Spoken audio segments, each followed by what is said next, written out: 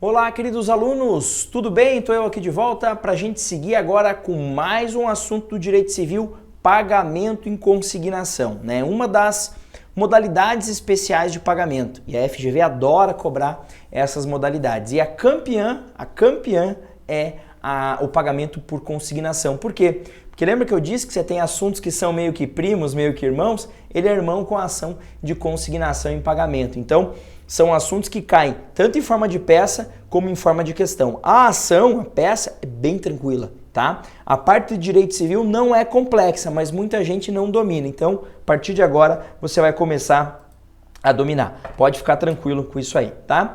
O tema vem regulado, então, entre os artigos 334 ao 345 e os campeões são o primeiro e o último, 334 e o 345. Vamos lá, então. Como eu disse, é uma forma especial ou modalidade especial de pagamento, tá? A lógica é a seguinte, como é que eu cumpro uma obrigação? Cumprindo, do jeito tradicional. Eu tenho que pagar 10 mil a João, eu vou lá e pago 10 mil a João. Eu tenho que quitar um boleto, eu vou lá e quito o boleto.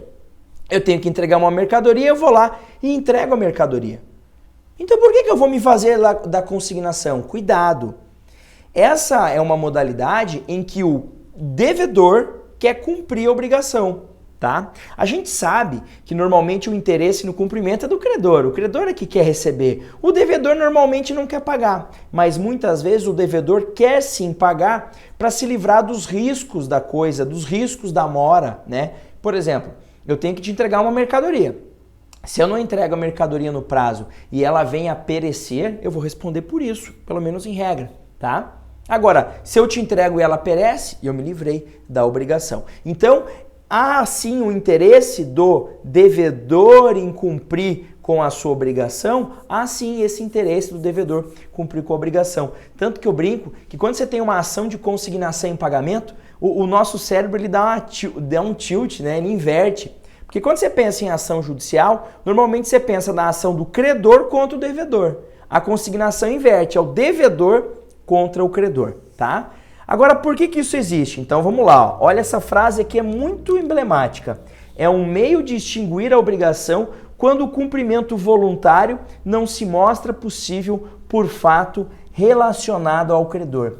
Tem alguma coisa a ver com o credor. Então, eu, devedor, quero cumprir, não deu para cumprir do jeito clássico, o meio tradicional, por causa de alguma coisa que tem a ver com o credor. Agora, cuidado com o seguinte, como essa obrigação ela vai se dar em juízo, ou melhor, essa consignação vai se dar em juízo ou vai se dar por meio de depósito bancário, tá? Eu não posso ter isso no caso de obrigação de fazer ou não fazer. Ela só existe para as obrigações de entrega de coisa e pagamento. Muitas vezes em prova eles falam assim, ó, cabível nas obrigações de dar. Dar uma coisa, dar dinheiro, tá? Eu só quis especificar aqui para que se a gente fala só dar, você esquece do dinheiro. Então se eu tenho que pagar e não consigo, se eu tenho que entregar uma coisa e não consigo, eu posso me valer do pagamento por consignação. Beleza? Agora, tem 3 artigos aqui que me parecem bem relevantes porque tem a ver com a eficácia da consignação. Professor, você falou que é uma modalidade especial de pagamento. O senhor disse isso? Disse. Então, quando você faz a consignação, é como se você tivesse pago da forma tradicional? Tá? Mas desde que algumas situações sejam observadas. Dá uma olhada cá. Ó, primeiro artigo de destaque é o 334, que é aquele campeão, tá? Considera-se pagamento e extingue a obrigação o depósito judicial ou em estabelecimento bancário da coisa devida, olha lá, nos casos e forma legais. Esse é o primeiro ponto, tá? Só um detalhe, que estabelecimento bancário só vai poder ocorrer se for dinheiro, tá? Se a minha obrigação, por exemplo, é entregar um carro, não dá para consignar no banco. Se é entregar dinheiro, aí dá, beleza? 336, olha lá. Isso aqui tem tudo a ver com isso aqui. Para que a consignação tenha força de pagamento, tenha o mesmo valor, será necessário que concorram em relação às pessoas, ao objeto, modo e tempo todos os requisitos sem os quais não é válido o pagamento. Então, se eu quero, pelo menos em princípio, cumprir a obrigação de entrega de uma coisa, tá? E quero que ela valha como pagamento, eu tenho que entregar essa coisa no lugar onde devia ser entregue. Então vamos imaginar o seguinte, eu tinha que produzir uma peça industrial e ela seria disponibilizada para você lá na sede da sua fábrica, que fica numa cidade a 30 quilômetros aqui de Curitiba. Estou chutando. Eu vou lá no dia, não tem ninguém para receber. Eu vou ajuizar uma ação na comarca relacionada àquela localidade, para ser naquele lugar. Beleza? No mesmo dia, da mesma forma. A lógica é essa, tá? Eu não posso ajuizar em outro lugar, porque o pagamento não era para ser feito em outro lugar, era para ser feito lá, tá? E o 337, ó, como ele tem relação, esses três artigos eles se complementam. O depósito requerer-se-á no lugar do pagamento, conforme eu acabei de dizer, cessando tanto que se efetue para o depositante os juros da dívida e os riscos, salvo se for julgado improcedente. Como assim, professor? Ó, eu fui lá, depositei o dinheiro hoje em juízo, tá? Se no final eu ganhar a demanda, dizer que eu estava certo em ter feito isso, eu não pago juros, não pago mais nada. Agora, eu depositei o dinheiro 2 meses depois do negócio. O cara não quis receber, ele não quer mais receber, então eu vim entrar com a ação. Aí no processo judicial se comprova que ele não quis receber porque tinha passado o prazo. Opa, nesse caso ele vai arcar com juros sim, tá? Julga-se improcedente. Ou, uma vez aconteceu isso, logo que eu comecei a advogar, eu fiquei amigo de um rapaz que trabalhava numa empresa que organizava eventos. E fiquei amigo por causa da época da faculdade, participava de festas, de jogos, e o cara começou a trabalhar lá, a gente ficou amigo. Aí logo que eu me formei, ele me procurou e falou assim, cara, tô precisando de um advogado para resolver um problema aqui na empresa. O que aconteceu? Alguém contratou a gente, tá, para fazer convites para uma festa. E agora essa pessoa não quer receber os convites. Tá feito, tá produzido, eu vou lá entregar e receber o valor, eles não querem receber. Eles estão dizendo que não vão receber. E se eles não vão receber, eles não vão me pagar. O que eu faço? Aí eu cheguei e falei, olha, é possível se pensar numa consignação, porque você tem uma obrigação de entregar os convites. Aí ele assim, então vamos fazer isso. Eu falei, mas me manda aí o contrato que vocês têm e tal. Aí tava lá. Os convites teriam que ser entregues até o dia, sei lá, chutando aqui, 23 de abril. Ele me ligou 6 de maio. Eu falei, cara, não rola. Mas, pô, eles têm que receber. Aí eu fui lá, a festa ia ser no dia 7 de maio. Falei, é óbvio que eles não vão receber. Por quê? Porque você descumpriu o prazo. Então, se eu entrar com a consignação agora, eu posso fazer para você. Para mim é até bom, eu sou advogado, eu quero ter cliente. Só que você vai perder. No final, o juiz vai constatar que a recusa deles em receber foi certa, foi devida e vai te condenar a pagar uma indenização em razão do descumprimento dessa obrigação. Vai converter. Era uma obrigação de entrega, como essa obrigação de entrega não interessa mais, ele vai converter isso em perdas e danos. Então, nem vale a pena gastar dinheiro com a consignação. Você vai gastar dinheiro com o advogado, custas, e ainda vai tomar uma sucumbência nas costas, tá? Então, sempre tem que se observar isso. Quando eu deposito, eu me libero dos juros, dos riscos, né, do encargo da mora, salvo se no final constatar o julgamento pela improcedência. Beleza? Tranquilo? Agora, professor, eu posso consignar só porque eu quero? Não. Para consignar, você precisa estar autorizado por lei. E aqui, gente, o artiguinho do coração, tá? Se você tiver que fazer uma consignação na tua prova, vai ter que usar isso aqui, tá? A consignação tem lugar, 335, tá? Então nós temos duas situações aqui, ó, que é aquilo que a doutrina chama de hipótese de mora do credor. Mora, para quem não lembra, é atraso, tá? São duas situações que configuram-se mora do credor. Primeira delas, o credor não puder ou, sem justa causa, recusar receber o pagamento ou dar quitação na forma devida. Veja, ele não pode me dar a quitação, ou ele não pode, ou ele não quer, não pode dar quitação, não pode receber o valor, ou ele se recusa a receber ou a dar quitação sem um motivo justo. Nesses casos, eu posso consignar, tá? Vou dar um exemplo clássico. Aconteceu comigo uma vez isso, só que eu não precisei ajuizar porque eu consegui resolver. Mas era assim, ó. Eles mandaram para minha casa, tá?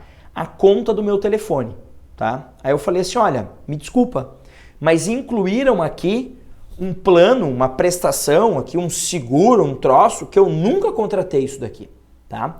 Um serviço, não lembro exatamente o que era. Então assim, a conta tava, sei lá, R$120. Esse negócio a mais era vintão, tá? Falei, ó, o 100 eu devo, o 20 eu não devo. Ah, o senhor tem que pagar, depois o senhor contesta. Eu falei, não. Depois a gente devolve em crédito. Eu falei, negativo. Eu tô contestando esses 20 e se até o dia do pagamento vocês não me mandarem um boleto por e-mail atualizado, eu não vou pagar esse boleto, tá? O que eu teria que fazer nesse caso? Acabou que eles mandaram, tá? Eu acho que eu fui tão chato. Na época eu era muito nervoso com essas coisas, eu tava tão chato que o cara falou, meu Deus, eu vou resolver pra esse louco aí.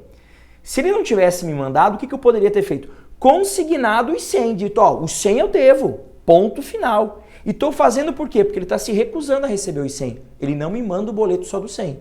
Agora os 20 eu vou discutir e não vou pagar. Beleza? Poderia ter feito isso? Poderia. Segunda hipótese de mora do credor. Se o credor não for, nem mandar receber a coisa no lugar, tempo e condição devidos, tá? Aqui a gente merece um mini aprofundamento. No Brasil, a regra é que as dívidas são quesíveis. Eu gosto de brincar com as palavras, tá? Quesíveis, ó. Aquele que quer vai cobrar. Essa é a regra do Brasil. Claro, você pode estipular de forma contrária, mas a regra é quem quer vai cobrar, por isso que a gente chama de quesível. Não é por isso, é óbvio, mas é para ajudar a lembrar. E tem um outro macete, que é mais da minha geração, eu não sei a tua, tá? Eu passei a minha infância vendo Chaves, né? Professor, o que é Chaves? Ah, digita no Google aí que você vai saber, tá? E no Chaves tinha uma cena que acontecia em quase todos os episódios. Tinha um Seu Madruga, que era o pai da Chiquinha, e ele morava de aluguel. E o dono do imóvel era o Seu Barriga, tá? E o Seu Barriga, quase todo episódio, ia até a casa do Seu Madruga cobrar o aluguel. Provando que o interesse é do credor. O credor ia até. E eu me lembro que, na época que eu comecei a dar aula disso, eu pesava bem mais do que eu peso hoje. Eu pesava uns 12 quilos a mais do que eu peso hoje, tá? Pra quem não me conhece, hoje eu peso 101 quilos. Eu pesava 113 nessa época. Tava bem fortinho, bem alimentado, digamos assim. Aí eu brincava. É só olhar para o professor e ver a barriga, que você vai lembrar do Seu Barriga cobrando. Então, no Brasil, a regra é essa. É o credor que tem que ir, tá? Esse é o objetivo. Então, eu combinei que você viria até mim para receber a coisa e você não veio, tá? Nesse caso, eu posso consignar. É claro que na prática, as pessoas não querem ir ao judiciário. O que elas fazem? Ô, você não veio, não vai vir aqui e tal. Fazemos um ajuste, eu levo aí para você então, acaba tendo esse tipo de coisa. Mas a depender do tipo de obrigação, sei lá, é uma peça industrial que, pô, precisa de caminhões para transportar. O cara não veio, uma saída é tentar fazer a consignação mesmo, beleza? Então vejam, são moras do credor, hipótese de mora do credor, ele não veio, tá? Ele está em atraso. Aí nós temos 3 situações que não são assim de atraso do devedor, do credor, desculpem. Mas são situações de prudência do devedor. O devedor prefere consignar a pagar de forma tradicional, de forma clássica. E por quê? Porque ele tem medo desse pagamento. Ele tem receio. Dá uma olhada aqui, ó. 3. Se o credor for incapaz de receber, for desconhecido, declarado ausente, ou residir em lugar incerto ou de acesso perigoso ou difícil. Ó, credor ali mora num lugar muito perigoso, eu tô com medo. Sabe onde tem professores que dão exemplos que são interessantes? Quando você pega aquelas épocas lá que o Rio de Janeiro, por exemplo, porra, um morro lá foi tomado pelos traficantes, está numa guerra, papapá, ninguém consegue subir lá. Cara, se eu sou alguém que tem uma obrigação para cumprir lá em cima, talvez eu fosse falar, cara, não vou entregar, eu vou depositar em juízo, o local dele lá também é inacessível, tal, tá perigoso de chegar, para eu me liberar da mora, eu vou depositar em juízo. Ou seja, eu estou sendo prudente, tá? Ou o devedor é incapaz, eu não tenho certeza se ele está em condições de receber a prestação.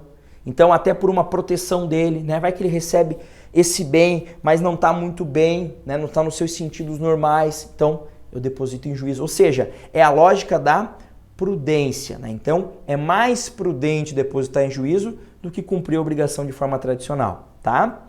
O inciso 4, bem interessante.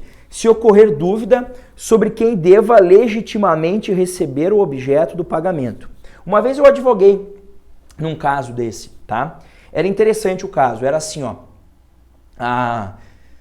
Deixa eu ver se eu lembro bem da história. Mas era mais ou menos assim, uma senhora, tá?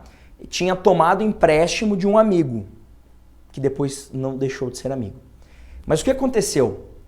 Ela fez um contrato com esse amigo, tá? Com esse amigo, foi assim, ó. Fez um contrato com esse amigo de empréstimo de dinheiro. Juro bem baixinho, dentro da lei de usura, não tinha nada de errado, tá? Só que aí na qualificação das partes, tava assim, ó. Ela, como devedora, e como credor, tava o amigo, tá? O amigo, ele, pessoa física.